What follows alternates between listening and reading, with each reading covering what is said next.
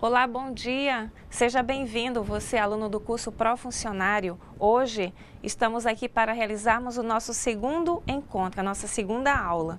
Você lembra que na primeira aula nós tivemos a oportunidade de ver um pouco a questão da importância do educador, o trabalho que ele realiza na escola. Também vimos um pouco da influência dos jesuítas na questão da colonização, essa influência também na organização educacional, a catequese, enfim, você recorda bem os temas trabalhados, né?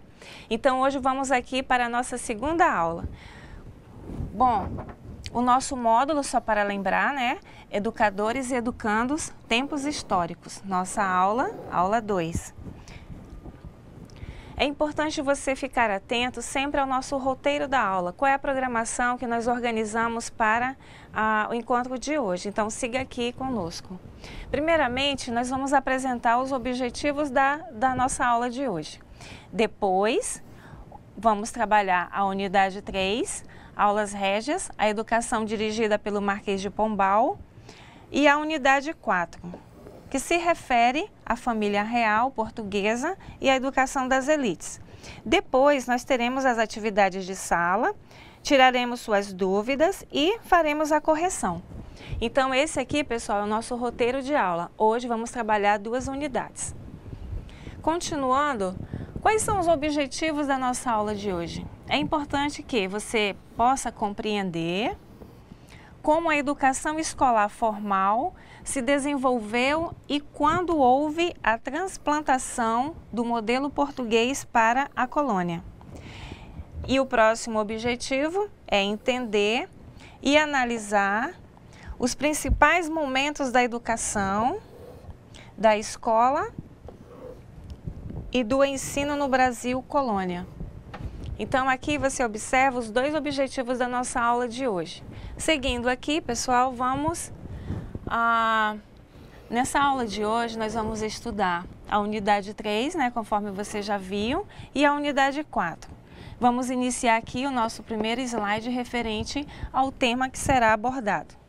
Muito bem, para início de conversa, nesta unidade, vamos estudar e compreender como a educação escolar formal se desenvolveu e quando houve a transplantação do modelo português para a colônia. Geralmente, os professores de história estudam com seus alunos os fatos econômicos, políticos, religiosos e sociais.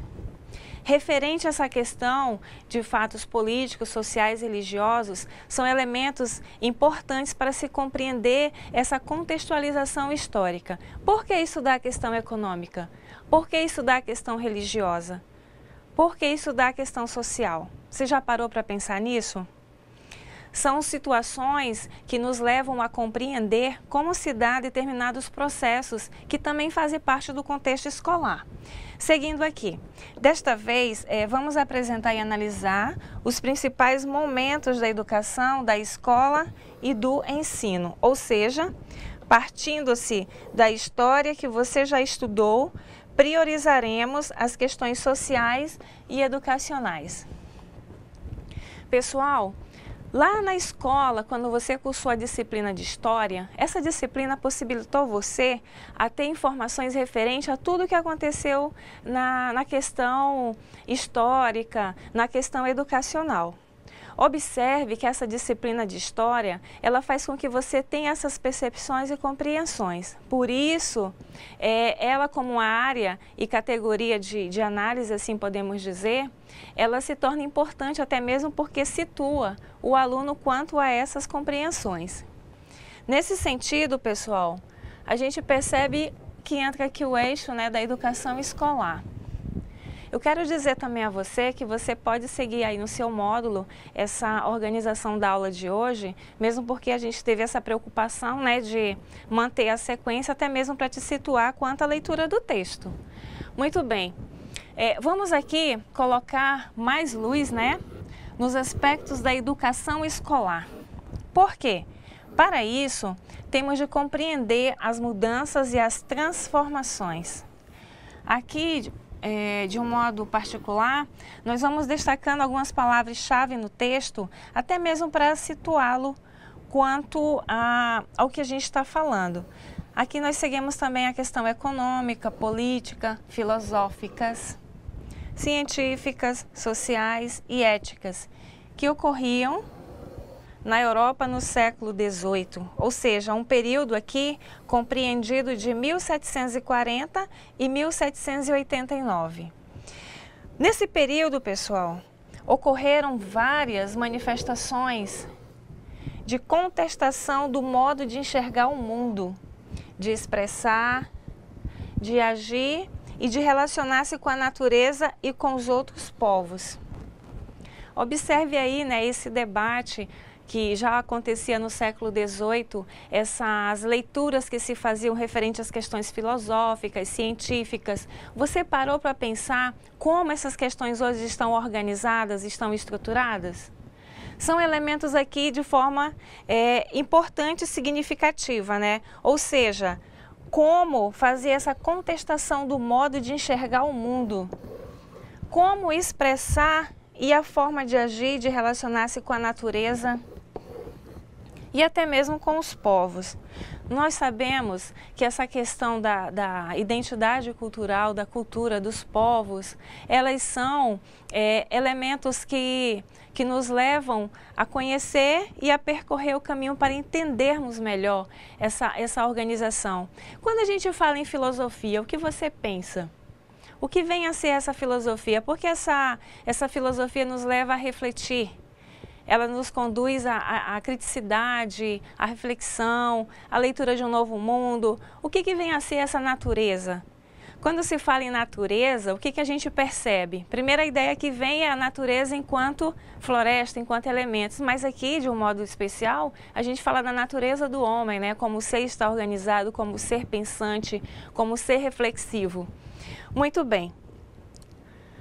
Os filósofos e os cientistas, eles pregavam que a razão acompanhada do raciocínio sistemático e rigoroso era a forma de iluminar as ações do homem.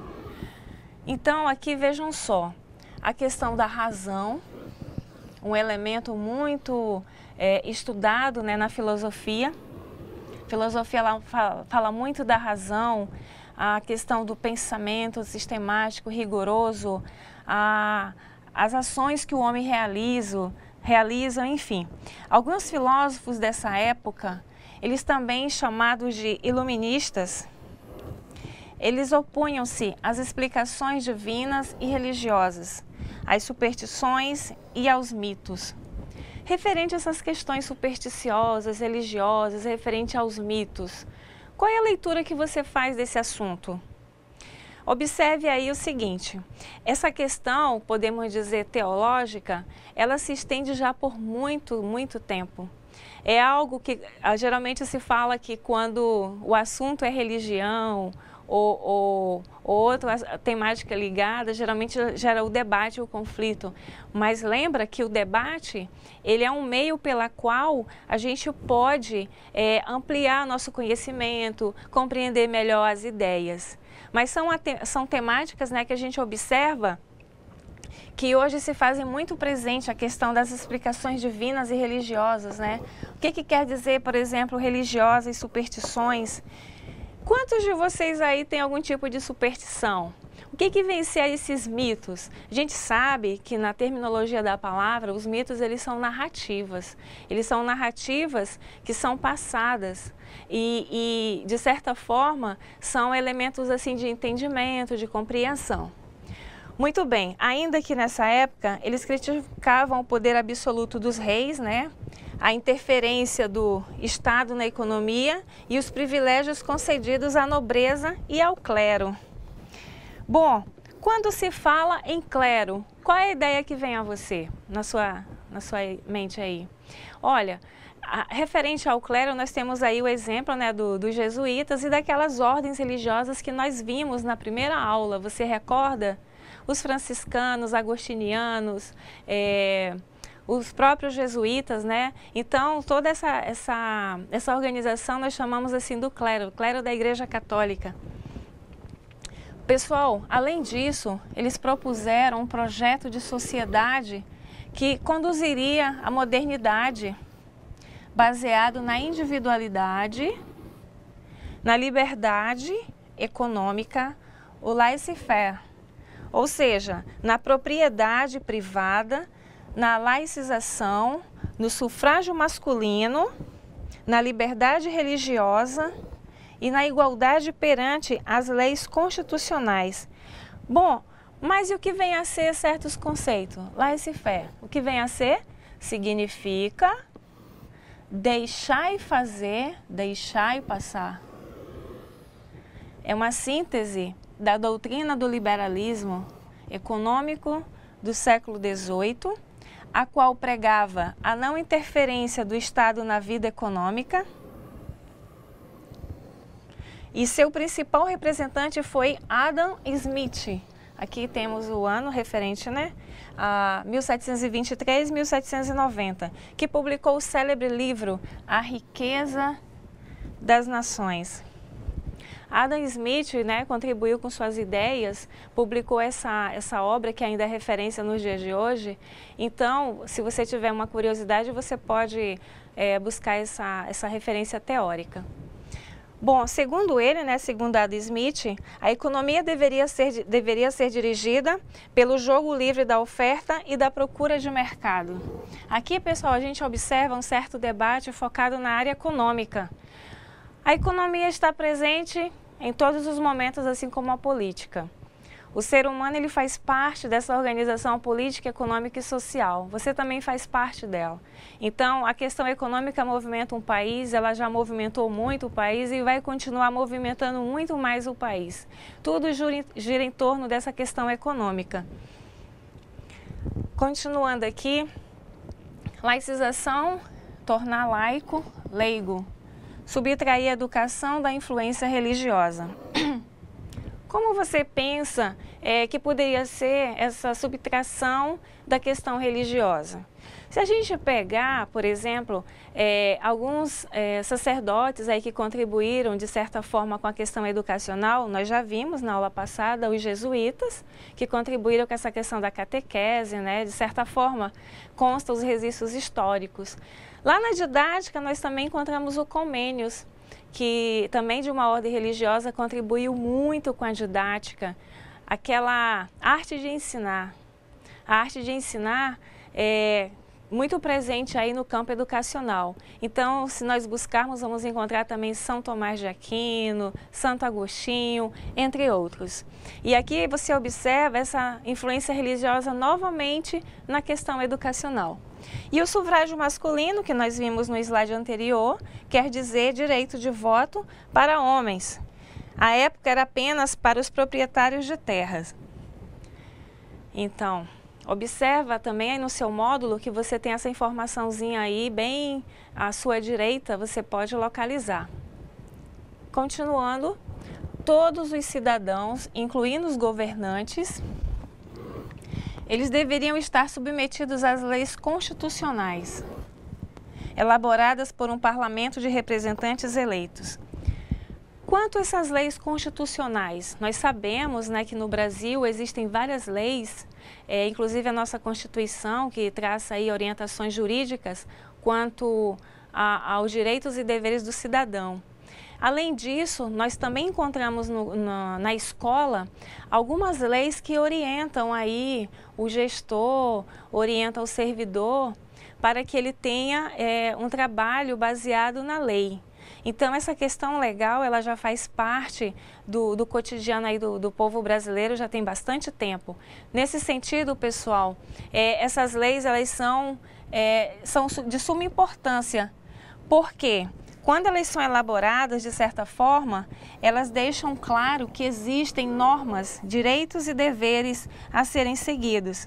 Essa questão da lei também, se observa que elas são atualizadas, revogadas, e as leis elas precisam estar aí até mesmo para estabelecer as normas e prestar esse direito ao cidadão brasileiro. Muito bem, aqui nós temos um mapa. Esse mapa ele encontra-se aí no seu livro, se você quiser seguir. Nesse mapa aqui, nós temos, ele apresenta aqui Portugal, Espanha, França, Itália, Dinamarca, entre outros.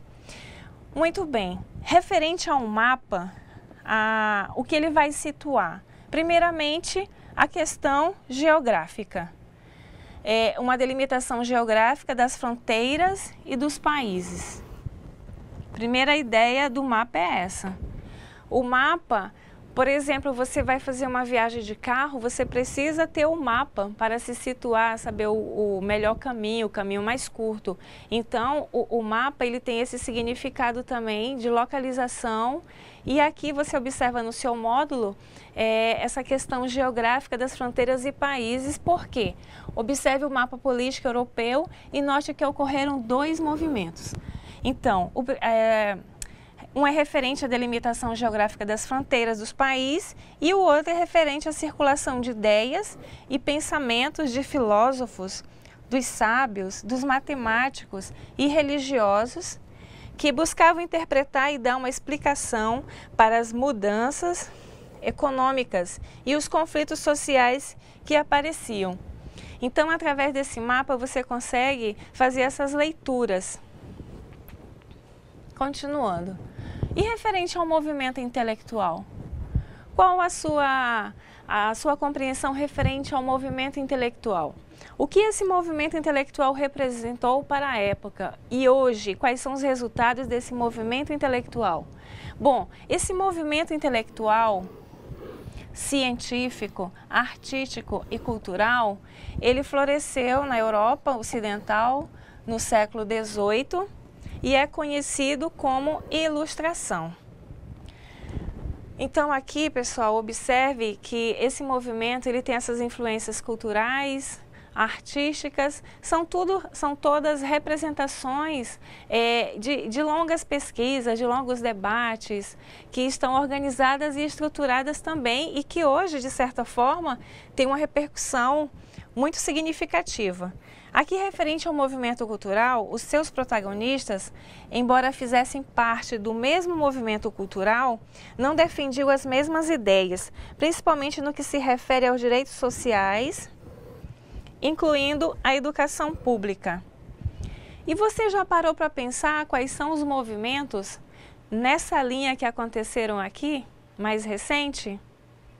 Quais são esses movimentos, quais são as representações que eles nos deixam, quais são as influências nesses campos aqui que nós acabamos de ver, né? O intelectual, o científico, o artístico e o cultural. Nós moramos em um país da diversidade. O Brasil é o país da diversidade. Em cada uma das regiões que você conhece, nós temos elementos significativos de representações. Essas representações, elas são características, uma marca, assim, de quem mora naquela região, são as particularidades. E essas particularidades, elas podem ser encontradas na música, na questão do folclore, a questão econômica e assim sucessivamente. Continuando. Esse movimento intelectual, os filósofos, os artistas e os cientistas, eles compartilhavam pela defesa pelo direito à vida. Observa que hoje muito se fala na questão do direito à vida, existem campanhas. Hoje, nos sites sociais, é muito focada essa questão do direito à vida. E qual é a leitura que se tem desse direito à vida? Será que essa é focada somente no nascimento? Não. É a criança, o adolescente, o idoso, todos têm direito à vida. A propriedade, a tolerância religiosa, né, principalmente. A gente observa aí, pessoal, referente à questão da tolerância religiosa, muitos acontecimentos que giram em torno da mesma. Se nós pegarmos aí desde a época de Cristo e situarmos nos dias de hoje, a gente observa que essa questão da tolerância religiosa é algo que muitas vezes ela não é respeitada. Aí entra o conceito da tolerância. Por que essa tolerância? Porque nós vivemos em grupo, em sociedade e nós temos que ter esse direito à tolerância. Muito bem. E há também a universal, né? Educação universal, inspirados em bases científicas como elemento fundamental para explicar o progresso humano.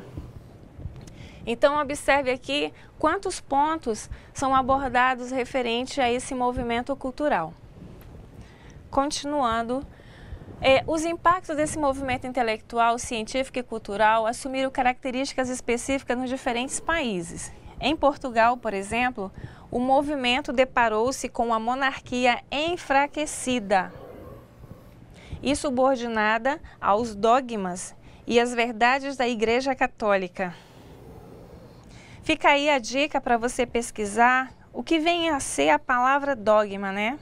Além da corrupção instalada com os desvios de impostos e taxas de uma política mercantilista, num Estado incapaz de responder às novas exigências no comércio e na indústria. Aqui novamente duas palavras, comércio e indústria. Duas palavras que estão muito presentes aqui. Aqui a gente se refere a uma época não muito distante, mas que se faz muito presente nos dias de hoje. É como nós já conversamos, né? A questão do comércio, da indústria, da economia, elas se fazem muito presentes nos dias de hoje e elas movimentam, elas giram. Contudo, ao mesmo tempo em Portugal, tornou-se crescente o número dos adeptos do pensamento ilustrado como instrumento para guiar o caminho dos homens e das nações. Esse movimento ele visava um país governado por leis constitucionais. A gente já viu a questão da Constituição, o que ela representa para o cidadão brasileiro, e não pela vontade de determinados homens. Agora eu pergunto a você, imagina como seria se nós tivéssemos uma administração livre,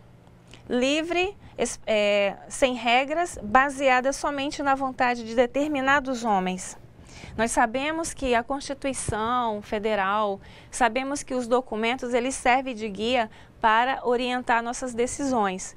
Um advogado segue a Constituição, o Código Civil, entre outros. Na escola, o gestor segue a LDB 9394 de 96, segue o ECA, Estatuto da Criança e do Adolescente, segue a Constituição, segue também resoluções e pareceres, ele segue documentos jurídicos. Então aqui, esses documentos, aqui como a Constituição, serviam exatamente para que não acontecesse de forma livre. E referente à corte portuguesa? Bom, a corte portuguesa, ela equilibrava-se entre manter as estruturas conservadoras e as práticas da Inquisição e a fé inabalável nos dogmas religiosos, ao mesmo tempo em que procurava aderir às novas mentalidades e a um novo modo de enxergar o mundo e nele agir. Bom, referente a essas práticas, aos dogmas, nós sabemos que a igreja passou por um momento assim bastante delicado referente a isso. Hoje a gente observa uma igreja com uma nova mentalidade, uma igreja mais voltada para o povo. Tanto é que surgiu aí nesse meio a teologia da libertação, muito falada, muito citada, também muito criticada, mas a teologia da libertação foi considerada um marco, né, nesse processo aí da igreja, como forma de se aproximar mais do homem, de esperança, de fé.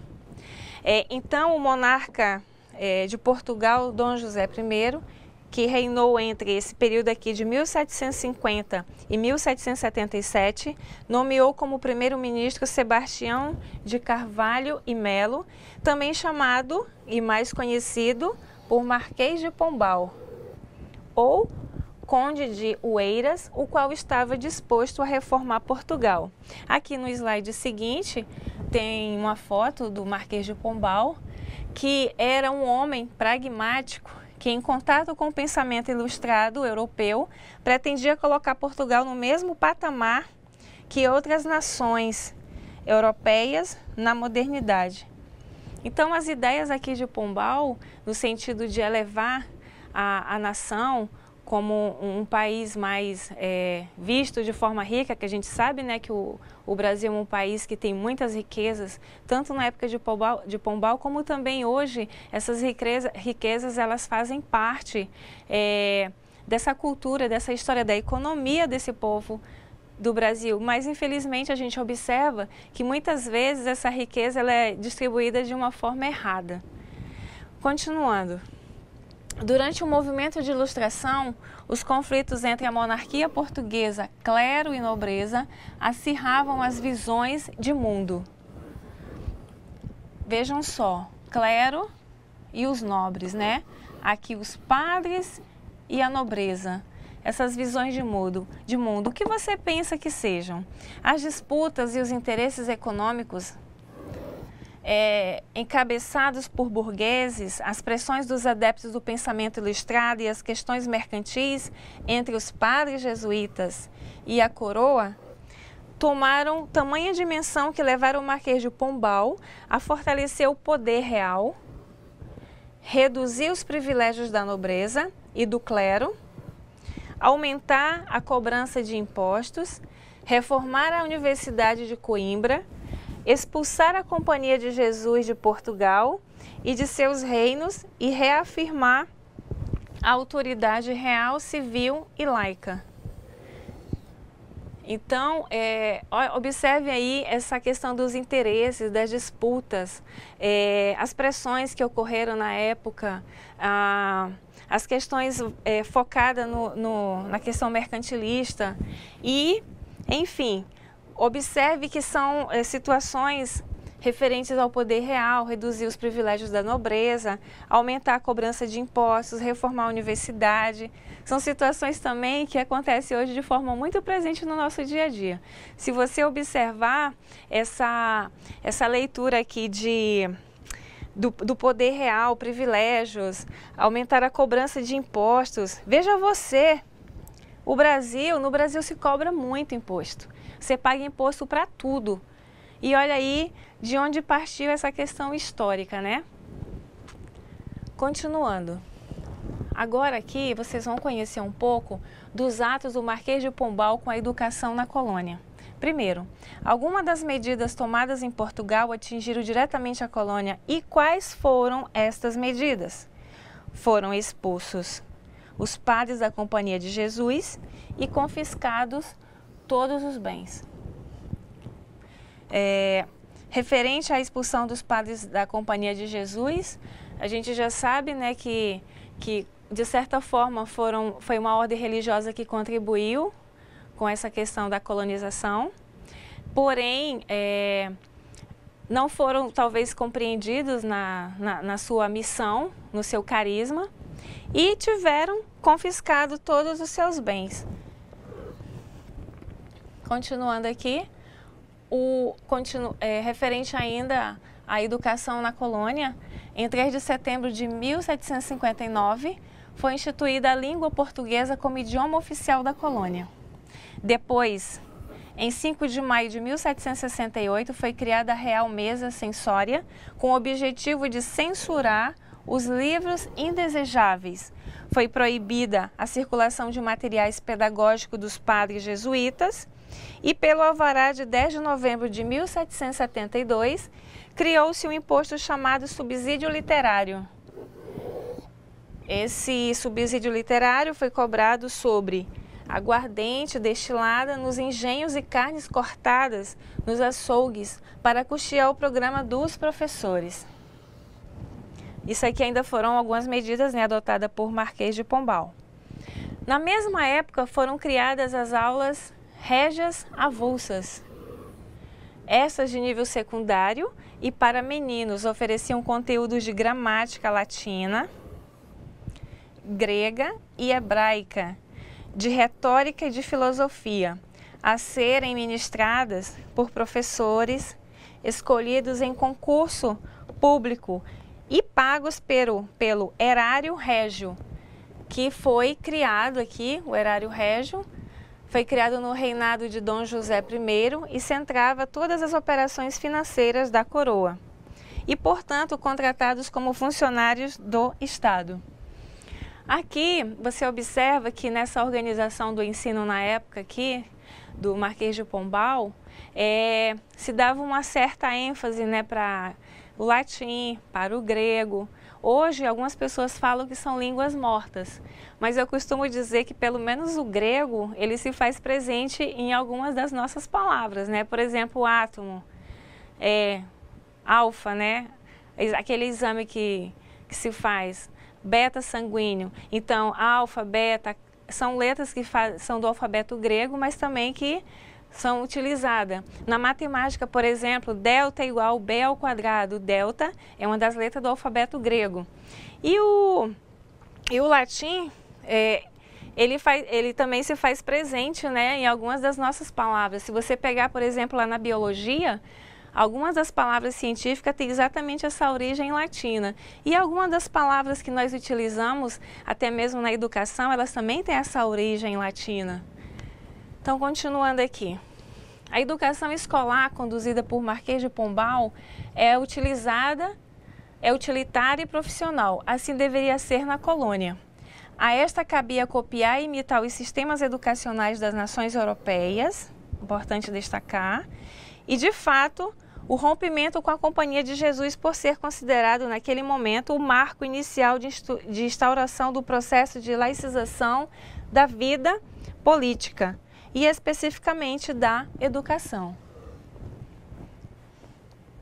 A laicização é a separação entre as nações e os poderes que caberiam ao Estado e às nações e os poderes que caberiam à Igreja Católica.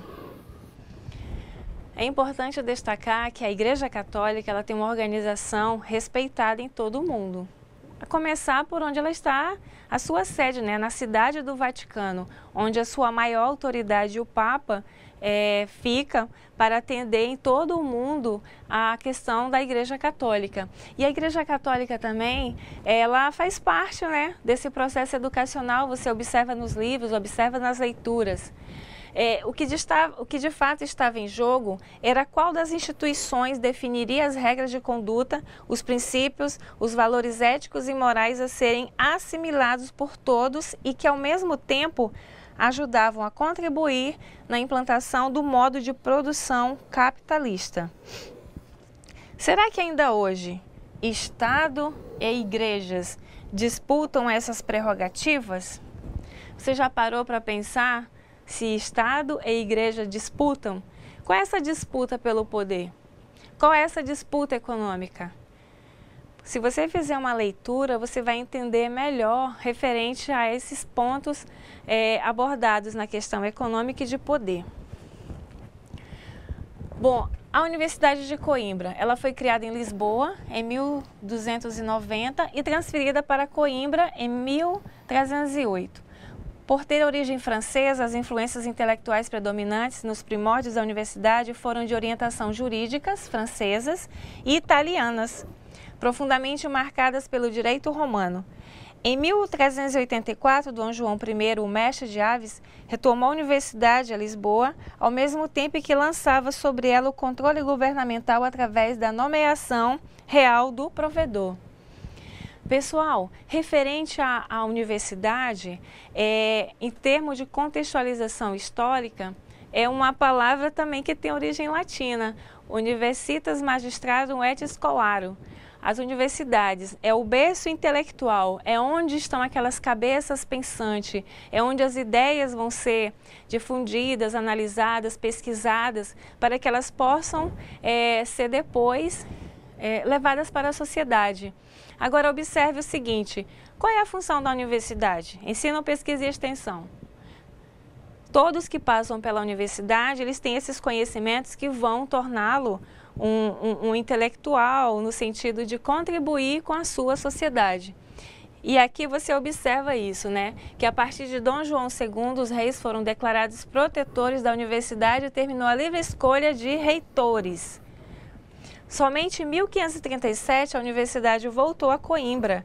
Teve então início um período de 2 séculos de controle jesuítico, durante o qual a universidade se isolou da influência do progresso intelectual e científico europeu. Dessa forma, os jesuítas obtiveram o controle do Colégio de Artes, cuja frequência se tornou obrigatória para todos os que quisessem cursar leis e cânones. A situação só iria modificar novamente em 1759, quando os jesuítas foram expulsos de Portugal e das colônias pela ação de Sebastião de Carvalho e Melo. Bom, agora nós vamos entrar na unidade 4, a família real portuguesa e a educação das elites. A família real portuguesa veio morar na colônia. Será verdade? Sim, verdade. Em 1808, novamente Portugal encontrava-se em dificuldade política e econômica, que novamente as questões políticas e econômicas se fazendo presente. E o resultado foi que as tropas napoleônicas invadiram Portugal. Antes que isso acontecesse, Dom João VI e toda a corte portuguesa apressadamente aportaram-se em Salvador em 1808 e depois seguiram para o Rio de Janeiro, permanecendo aqui até 1820. Como foi conduzida e construída a educação escolar durante a estadia da corte portuguesa no Brasil? O que fez Dom João VI no que se refere à educação formal? Após a separação política de Portugal, que medidas foram tomadas para a educação escolar no Brasil? Quais eram as instituições escolares?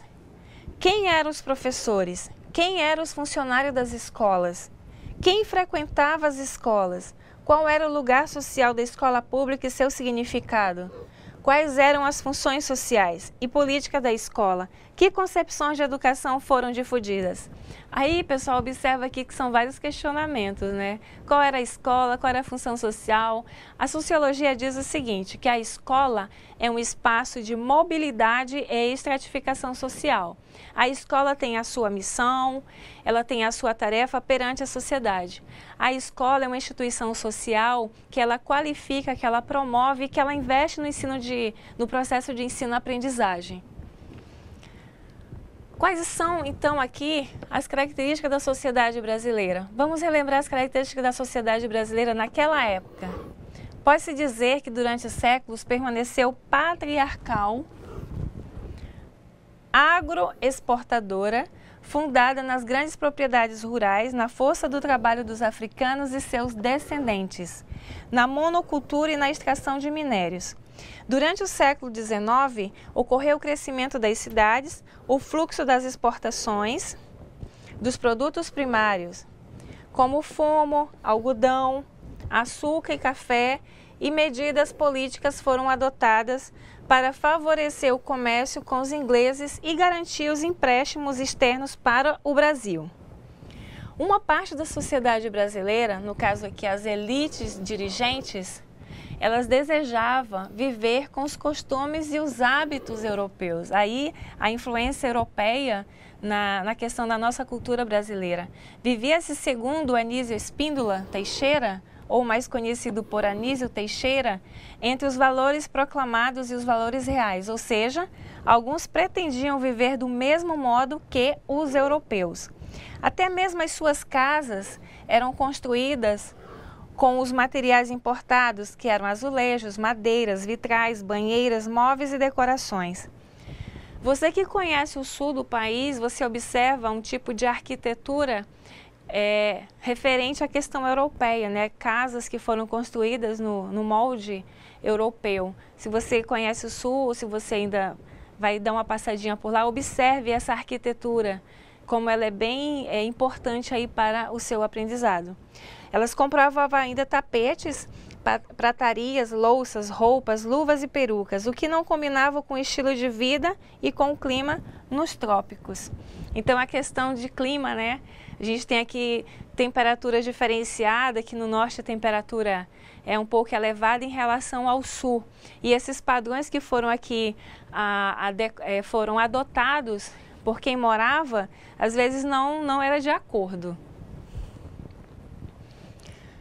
Bom, segundo João Molevá, autor do primeiro módulo deste curso aí, do pró-funcionário que você tem em mãos, ele tem uma citação aqui que diz o seguinte: Vivíamos o subdesenvolvimento cultural, fruto de uma sociedade que prescindiu da escola pública para sobreviver e se reproduzir nos sertões nordestinos, nos latifúndios de açúcar, nos engenhos, nas manufaturas, na casa grande e nas senzalas, no pastoreio e nos roçados.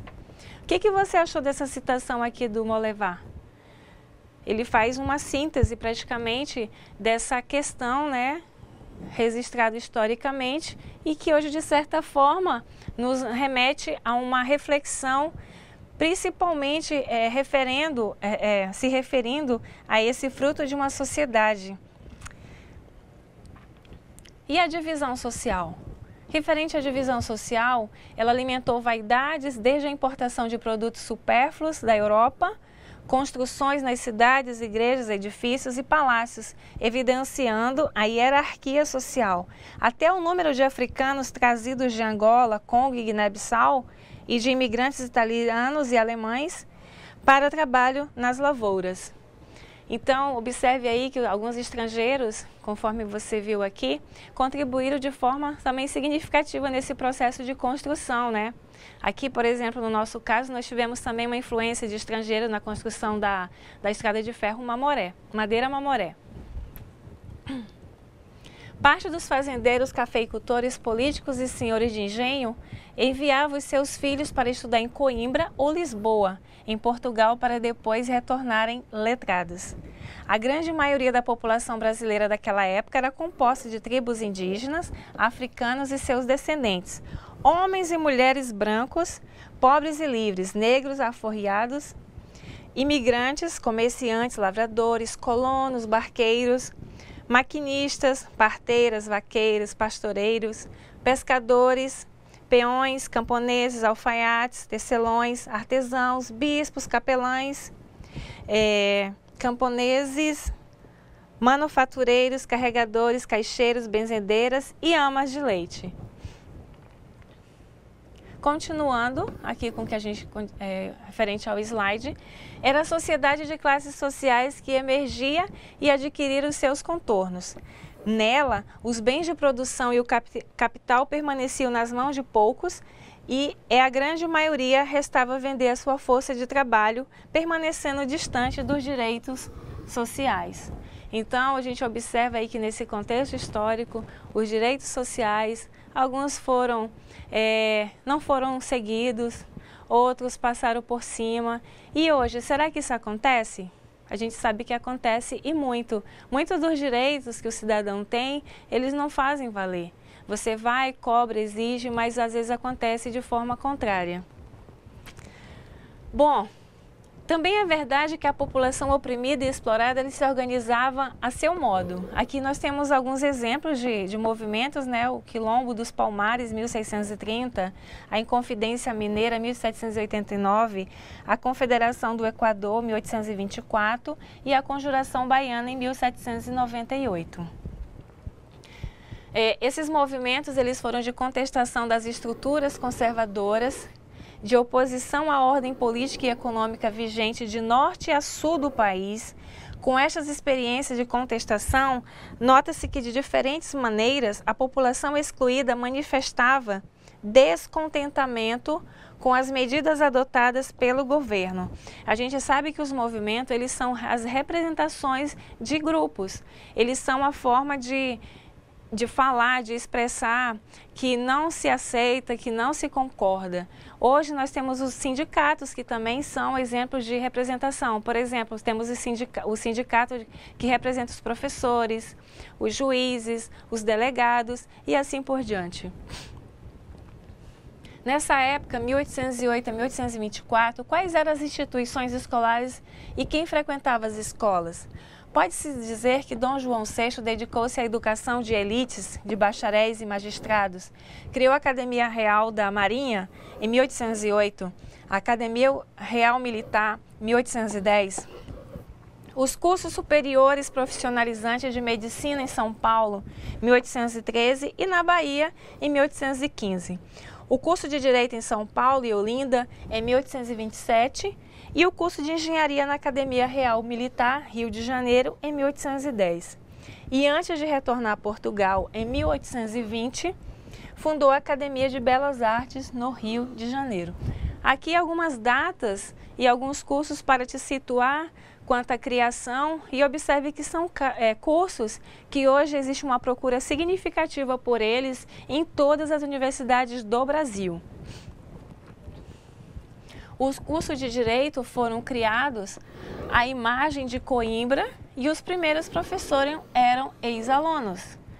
A política era formar não apenas juristas, mas também advogados, deputados, senadores, diplomatas e funcionários do Estado, e de maneira geral as ações foram dirigidas para a criação de cursos de formação jurídica, militar, médica e eclesiástica.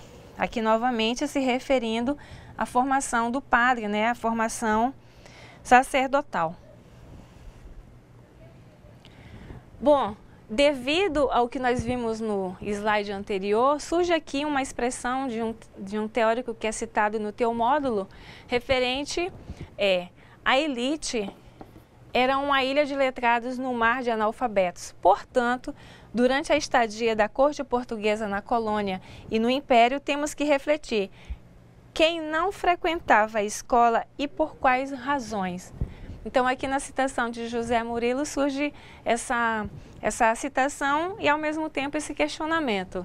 Quem não frequentava a escola e por quais razões? E hoje, o que você observa? Quem não frequenta a escola e quais as razões? Hoje a escola é para todos? Tem escola para atender todos os públicos? Então, observe isso daí. Para estas academias ou escolas superiores, os professores eram trazidos da Europa ou eram os filhos das elites que retornavam aos países após seus estudos. Para realizar trabalho de limpeza e vigilância, nestas escolas buscavam-se aqueles que trabalhavam nas casas de família ou eram escravos que tinham bom comportamento. Ou seja, bom comportamento, tinham direito a trabalhar em determinadas casas. Mas continuando aqui, nessa época também havia uma mentalidade de desprezo por qualquer tipo de trabalho feito com as mãos.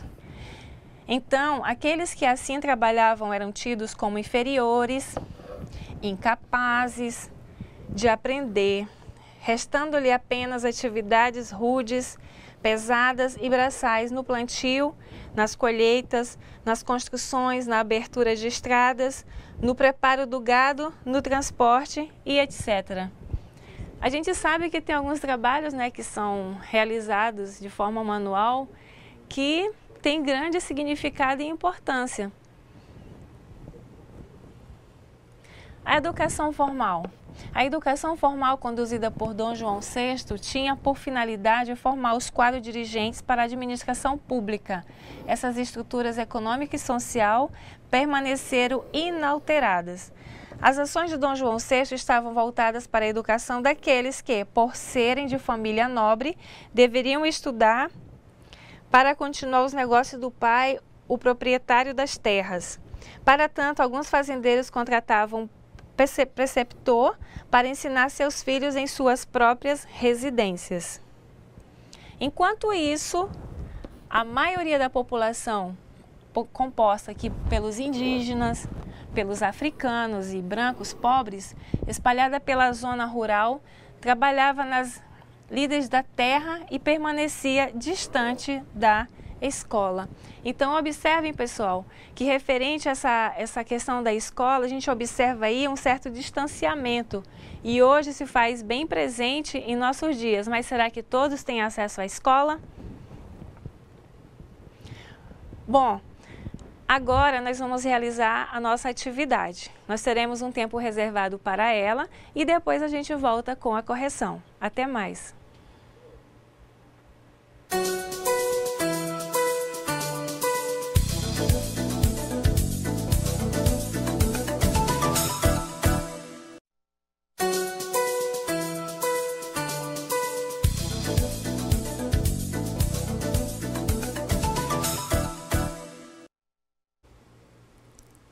Bom dia, alunos, bom dia, tutores.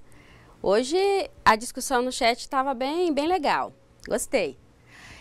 E vocês observaram nesta aula de hoje, como que os conteúdos dos módulos que nós já estudamos, eles têm voltado, têm sido mais aprofundados. Isso é muito interessante e é importante que vocês consigam fazer essa ligação, até porque no momento de vocês trabalharem o memorial final do curso, essas ideias elas vão ser bem pertinentes, bem interessante. No nosso módulo passado, nós falamos um pouquinho sobre as aulas régias, vocês se lembram? Só fizemos uma introdução, conversamos sobre a expulsão dos jesuítas do nosso país, né, sobre a instauração das aulas régias pelo Marquês de Pombal.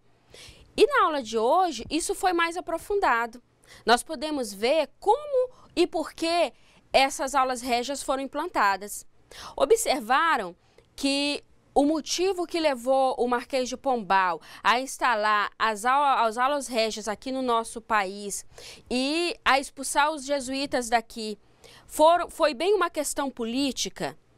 Vocês observaram isso? Conseguiram fazer essa ligação? Isso é muito interessante. E observaram como que esses acontecimentos que ocorreram lá no início da colonização do Brasil, há muitos anos atrás, né? O professor Valdomiro, do Polo de Buriti, estava até comentando a respeito disso, da quantidade, 2014 anos, não é isso? E ainda hoje, nós sentimos o reflexo dessas mudanças, dessas atitudes políticas, dessas mudanças na educação do nosso país. O que aconteceu lá no Brasil colônia tem refletido hoje aqui na nossa atualidade. Vocês conseguiram fazer esse link? Conseguiram observar como que os nossos módulos, os módulos que vocês têm estudado, eles têm intercalados entre si? Os conteúdos, eles têm se complementado? Com relação à nossa educação, a educação no nosso país, o Polo de Buriti fez um questionamento bastante interessante em relação a isso, né? Será que não houve evolução na educação do tempo do Brasil colônia até agora? O que vocês acham? Né? Se nós formos observar tudo o que nós estudamos, desde o nosso primeiro módulo até chegar nesse aqui, houve evolução na educação do nosso país? Ou ela começou agora? Né? Então, se a gente for observar tudo isso, houve evolução sim. A educação ela tem evoluído, embora quando no nosso Brasil colônia, que a educação foi instituída aqui pelo Marquês de Pombal, a ideia era simplesmente copiar a educação da Europa para o nosso país, como nós vimos ainda há pouco. Só que a educação europeia era ideal e era boa para a Europa, não para o nosso país. O que a gente tem que observar é que a educação do Brasil, assim como a educação dos demais países, ela tem que ser pensada, ela tem que ser planejada, ela tem que ser programada para a realidade onde nós estamos inseridos. Então, a nossa educação hoje, ela tem que ser pensada para a realidade do nosso país hoje. Mas houve mudanças? Foi o questionamento que nós tivemos. Houve evolução na educação? Houve evolução sim. Só que nós já começamos atrasados nesse processo de evolução. E eu digo nós enquanto país. Então, mesmo com as evoluções que nós tivemos, nós ainda estamos um passo atrás em relação à educação. E aí, o que a gente vai fazer com relação a isso? Se nós formos verificar o IDEB, o Índice de Desenvolvimento da Educação Básica, tem tido avanços, né? O país tem tido avanços, segundo o IDEB. Nós fomos verificar o índice, a pesquisa com relação ao ano de 2011, é interessante observar que esses índices de desenvolvimento dos municípios no nosso país, eles até superaram as expectativas. Então, tem tido avanços, só que nós ainda estamos atrás, justamente por conta desses reflexos da educação que nós tivemos desde nossa colonização. O que nós não podemos fazer, gente, é cruzar os braços e achar que não está bom, que não vai mudar nada. O que é importante que nós tenhamos em mente, cada um de nós, cada um de vocês, não podemos deixar de lado é esse entendimento de que somos pessoas, somos indivíduos ativos no processo de desenvolvimento, não só da educação, mas como um todo, da economia, de todo o desenvolvimento do nosso país. Nós somos sujeitos ativos nesse processo. Cruzar os braços não vai resolver. Dizer, não vou me envolver com questões políticas, não vou me envolver com questões religiosas, eu vou ficar aqui na minha. Beleza. Enquanto cada cidadão brasileiro continuar na sua, né, como podemos dizer assim, as coisas não vão mudar. Nós vamos continuar um passo atrás. Nós precisamos fazer a diferença, como vocês estão fazendo a diferença, buscando melhorar, buscando a sua profissionalização nesse curso do profissionário. Né? Mas precisamos entender, precisamos estudar mais, conhecer a história que passou lá atrás, porque o nosso hoje, ele é reflexo do que aconteceu ontem. Então, a nossa atualidade, a posição que nós nos encontramos hoje em relação à educação, à política, à economia do nosso país, é reflexo do que aconteceu desde lá da colonização. Então, estudar a história é importante, é fundamental, que a gente conheça todo esse processo, que a gente esteja diretamente e buscando conhecer mais. Porque vocês têm visto que todos esses estudos que nós estamos vendo até agora, cada módulo que nós temos estudado, a gente está dando um passo a mais.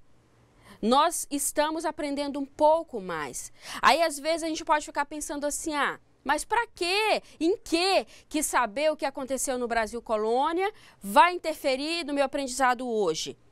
Então, a gente está podendo ver a cada dia que interfere sim. E vai interferir no nosso amanhã.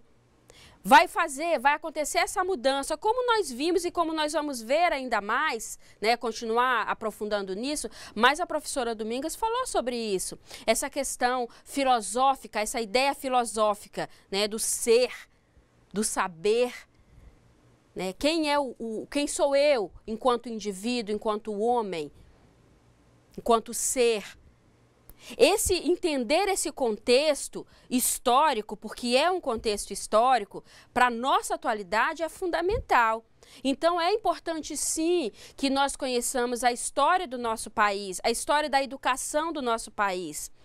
Como é que as coisas aconteceram lá no Brasil colônia? Por que aconteceram? Vocês viram que o reflexo da educação, da economia, da política a nível mundial, o que acontecia na Europa, estava refletindo nos outros países e refletiu aqui no nosso país que ainda estava nascendo, começando, sendo colonizado. Não é verdade? Então, assim, com relação à educação, né, nós vimos que no Brasil colônia, na época das aulas régias, inclusive, essa educação, ela era priorizada para a elite. E existia aquela diferença, quem realizava trabalhos braçais não precisava de educação. Só quem precisava de educação era a elite, que ia continuar governando. Vocês conseguem observar o reflexo dessa ideia hoje, na nossa atualidade? Se a gente olhar para os lados e observar a nossa estrutura política, o reflexo na educação, você consegue observar o reflexo desse pensamento da ideia da época da colonização na nossa atualidade? É bem nítido isso, não é verdade? Então, é uma questão que está aqui, está latente. Então, precisamos estar a par desse conhecimento histórico. E fiquem ligados, porque observem como que os conteúdos dos módulos que nós trabalhamos, a gente começa vendo superficialmente, depois vai se aprofundando. E como que o que nós aprendemos nos módulos passados está continuando agora. Então, não é uma repetição, é um aprofundamento, né? Porque as ideias, elas estão intercaladas, elas estão costuradas, elas estão juntas, construindo a nossa atualidade e vão refletir no nosso amanhã. O fato de você estar buscando hoje a sua profissionalização vai refletir amanhã, não só na sua vida pessoal, como na vida como um reflexo social, porque a sociedade muda quando o indivíduo muda, ok? Então vamos à correção da nossa atividade agora? Então vamos lá. Então a nossa primeira questão. Em que ano Dom João VI e toda a corte portuguesa apressadamente aportaram-se em Salvador, né? Então, a questão aqui, número 2. Quais eram as características da educação escolar conduzida pelo Marquês de Pombal? Aqui nós temos a educação escolar conduzida pelo Marquês de Pombal é utilitária e profissional. A esta cabia copiar, imitar os sistemas educacionais das nações europeias, que foi o que a gente comentou aqui ainda agora. Na questão aqui número 3, no Brasil colônia, a população oprimida e explorada se organizou em movimentos de contestação, entre eles podemos citar aqui. Aí aqui vamos marcar aqui a questão A, que é o Quilombo dos Palmares, a Conjuração Baiana, a Confidência Mineira, a Confederação do Equador. Vamos aqui à questão número 4. Algumas das medidas tomadas em Portugal atingiram diretamente a colônia. Sobre essas medidas, marque V para verdadeiro e F para falso. Então, aqui nós temos a primeira questão. Foram expulsos os padres da Companhia de Jesus e confiscado todos os bens da colônia. Então, essa daqui é verdadeira. Em 5 de maio de 1768, foi criada a Real Mesa Censória, com o objetivo de censurar os livros indesejáveis. Também essa questão aqui é verdadeira. Foi proibida a circulação de materiais pedagógicos dos padres jesuítas. Isso aqui também é verdadeiro. E pelo alvará de 10 de novembro de 1772, criou-se o imposto chamado subsídio literário, cobrado sobre aguardente destilada nos engenhos e carnes cortadas nos açougues, para custear o pagamento dos professores. Essa também é verdadeira. E essa última questão aqui, né, ela é falsa.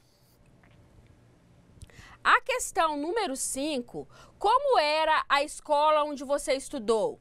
Você recorda quem eram os funcionários? Registre em um texto uma lembrança, um caso que marcou a sua trajetória como aluno. E essa questão é uma questão pessoal. Não deixe de resolver essa questão. Comente sobre isso no memorial de vocês, porque ela é de suma importância para o aprendizado. Quero agradecer aqui a participação dos polos de Espigão do Oeste, de Ouro Preto, de Buritis, de Alta Floresta, né, os polos de Porto Velho, que estiveram conosco aqui no chat. Os demais polos também, grata pela participação de vocês. Gente, continuem firme nos estudos e até a próxima aula.